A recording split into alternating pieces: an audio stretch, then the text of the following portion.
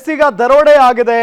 ದರೋಡೆಗೆ ಏನು ಕಾರಣ ಹಾಗಾದ್ರೆ? ಇದರ ಜೊತೆಗೆ ಆ ದರೋಡೆಕೋರರಿಗೆ ಇಲ್ಲಿ ಸಪೋರ್ಟ್ ಮಾಡಿದವರು ಯಾರು ಅನ್ನೋ ನಿಟ್ಟಿನಲ್ಲಿ ಪ್ರಶ್ನೆ ಇದ್ದೇ ಇದೆ. ಇದರ ಜೊತೆಗೆ CMS ಏಜೆನ್ಸಿ ಮೇಲೇನೆ ಹಲವು ರೀತಿಯಲ್ಲಿ ಅನುಮಾನವೂ ಕೂಡ ಮೂಡ್ತಾ ಇದೆ.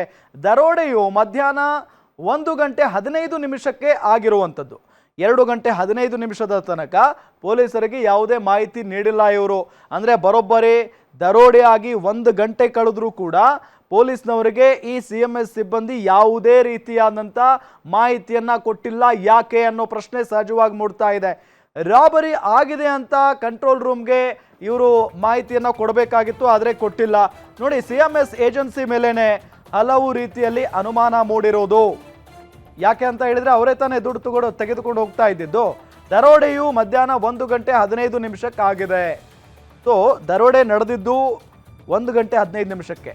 ಸೊ 2:15 ಆದರೂ ಕೂಡ ಪೊಲೀಸ್ನವರಿಗೆ ಯಾವುದೇ ರೀತಿಯಾದಂಥ ಮಾಹಿತಿಯನ್ನ ಇವರು ಕೊಟ್ಟಿಲ್ಲ.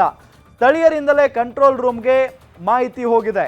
CMS ಸಿಬ್ಬಂದಿ ಯಾರೂ ಕೂಡ ಮಾಹಿತಿಯನ್ನು ಕೊಡುವಂಥ ಪ್ರಯತ್ನವನ್ನು ಕೂಡ ಮಾಡಿಲ್ಲ.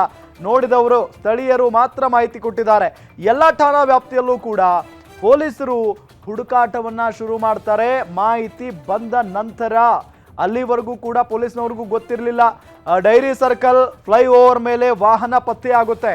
ಅಂದರೆ ಆ ಸರ್ಕಲ್ ಮೇಲೆ ಅಥವಾ ಆ ಫ್ಲೈಓವರ್ ಮೇಲೆ ಹಣ ತುಂಬಿದ್ದಂಥ ಏನು ವಾಹನವನ್ನು ತಂದು ನಿಲ್ಲಿಸಿ, ಅದಾದ ನಂತರ ಅದರ ಒಳಗೆ ಇದ್ದಂಥ ಹಣವನ್ನು ತಮ್ಮ ಇನೋವಾ ಕಾರ್ ಏನಿತ್ತಲ್ಲ ಆ ಇನೋವಾ ಕಾರ್ನ ಒಳಗೆ ತುಂಬಿಸ್ಕೊಂಡು, ಅಂದರೆ ಶಿಫ್ಟ್ ಮಾಡಿಕೊಂಡು ಅಲ್ಲಿಂದ ಅವರು ಎಸ್ಕೇಪ್ ಆಗ್ತಾರೆ, ಈ ಒಂದು ವಾಹನವನ್ನು ಅಲ್ಲೇ ಬಿಟ್ಟು. ಸೊ ಆಗ ಪೊಲೀಸ್ನವ್ರಿಗೆ ಗೊತ್ತಾಗುತ್ತೆ ಈ ಒಂದು ಮಾರ್ಗದ ಮುಖೇನವೇ ಆ ರಾಬರಿ ಮಾಡಿದವರು ದರೋಡೆಕೋರರು ಎಸ್ಕೇಪ್ ಆಗಿದ್ದಾರೆ ಅಂತ ಹೇಳಿ. ಅದಾದ ನಂತರವೇ ಶುರುವಾಗುತ್ತೆ ತನಿಖೆ ಆರಂಭದ ಹಂತದಲ್ಲಿ ಪ್ರಾಥಮಿಕ ತನಿಖೆಯಲ್ಲಿ ಬಹಳಷ್ಟು ಅನುಮಾನ ಮೂಡಿದ್ದು ಈ CMS ಸಿಬ್ಬಂದಿ ಮೇಲೆ. ಯಾಕೆ ಯಾವುದೇ ರೀತಿಯಾದಂಥ ಮಾಹಿತಿಯನ್ನು ನೀವು ಪೊಲೀಸರಿಗೆ ಕೊಟ್ಟಿಲ್ಲ ಅಂತ ಹೇಳಿ. ಪ್ರತಿ ಬಾರಿಯೂ ಕೂಡ ಹಣವನ್ನು ಈ ATMಗಳಿಗೆ ಹಾಕುವಂಥ ಸಂದರ್ಭದಲ್ಲಿ ಅಥವಾ ಹಾಕೋಕೆ ಹೊರಟಂಥ ಸಂದರ್ಭದಲ್ಲಿ ಅವರಿಗೆ ಅವರದ್ದೇ ಆದಂಥ ರೂಲ್ಸ್ ರೆಗ್ಯುಲೇಷನ್ಸ್ ಇದ್ದೇ ಇರ್ತವೆ. ಆ ನಿಟ್ಟಿನಲ್ಲಿ ಸ್ವಲ್ಪ ಹೆಚ್ಚು ಕಡಿಮೆ ಆದರೂ ಕೂಡ ಅಲ್ಲಿ ಒಂದಿಷ್ಟು ಮಾಹಿತಿ ತಾನಾಗೇ ಹೋಗುತ್ತೆ ಅನ್ನೋ ಮಾಹಿತಿಯೂ ಕೂಡ ಇದೆ. ಆ ವಾಹನದ ಮುಖೇನ ಆಗಲಿ, ಅಲ್ಲಿನ ಸಿಬ್ಬಂದಿ ಮುಖೇನ ಆಗಲಿ.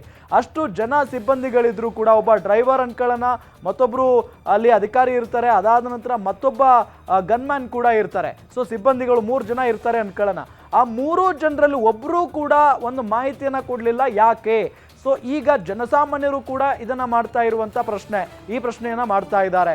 CMS ಏಜೆನ್ಸಿ ಯಾಕೆ ಪೊಲೀಸ್ನವರಿಗೆ ಮಾಹಿತಿಯನ್ನು ಕೊಟ್ಟಿಲ್ಲ? ಸೊ ಅವರು ಏನಾದರೂ ಈ ದರೋಡೆಕೋರರ ಜೊತೆಗೆ ಶಾಮೀಲಾಗಿದ್ದಾರಾ ಅನ್ನೋ ಪ್ರಶ್ನೆ ಅಂತೂ ಇದ್ದೇ ಇದೆ. ಸೊ 1:15 ರಾಬರಿ ಆದರೆ 2:15 ಅಂದರೆ 1 ಅವರ್ ಆದರೂ ಕೂಡ ಮಾಹಿತಿಯನ್ನು ಕೊಟ್ಟಿಲ್ಲ. ಅದಾದ ನಂತರ ಯಾರು ಸಂಬಂಧಪಟ್ಟಂಥ ಅಲ್ಲಿನ ಸ್ಥಳೀಯರು ಮಾಹಿತಿಯನ್ನು ಕೊಟ್ಟಿರೋದು, ಸ್ಥಳೀಯರಿಂದಲೇ ಕಂಟ್ರೋಲ್ ರೂಮ್ಗೆ ಮಾಹಿತಿ ಹೋಗಿರೋದು. ಎಲ್ಲ ಠಾಣಾ ವ್ಯಾಪ್ತಿಯಲ್ಲೂ ಕೂಡ ಪೊಲೀಸ್ನವರು ಹುಡುಕಾಟವನ್ನು ನಡೆಸ್ತಾನೆ ಇದ್ದಾರೆ. ಡೈರಿ ಸರ್ಕಲ್ ಫ್ಲೈಓವರ್ ಮೇಲೆ ವಾಹನ ಪತ್ತೆ ಆಗುತ್ತೆ. 2:15 ಡೈರಿ ಸರ್ಕಲ್ ಬಳಿ ATM ವಾಹನ ಪತ್ತೆ ಆಗುತ್ತೆ. ಈ ವೇಳೆ ವಾಹನದ ಬಳಿಯೇ ಇದ್ದಂಥ 4 CMS ಸಿಬ್ಬಂದಿ ಪೊಲೀಸರು ಕೇಳಿದ ಬಳಿಕ ದರೋಡೆ ಬಗ್ಗೆ ಬಾಯಿ ಬಿಟ್ಟಿದ್ದಾರೆ ಹೊರತು ಅಲ್ಲಿವರೆಗೂ ಮಾಹಿತಿಯನ್ನ ಕೊಟ್ಟಿಲ್ಲ ಇವರು ಏಜೆನ್ಸಿ ಸಿಬ್ಬಂದಿ. ಹೀಗಾಗಿ 4 ಮೇಲೆ ಅನುಮಾನ ಮೂಡಿದೆ. ಸದ್ಯ 4ರನ್ನು ಸಿದ್ದಾಪುರ ಪೊಲೀಸ್ ಠಾಣೆಯಲ್ಲಿ ವಿಚಾರಣೆಗೆ ಒಳಪಡಿಸಲಾಗಿದೆ.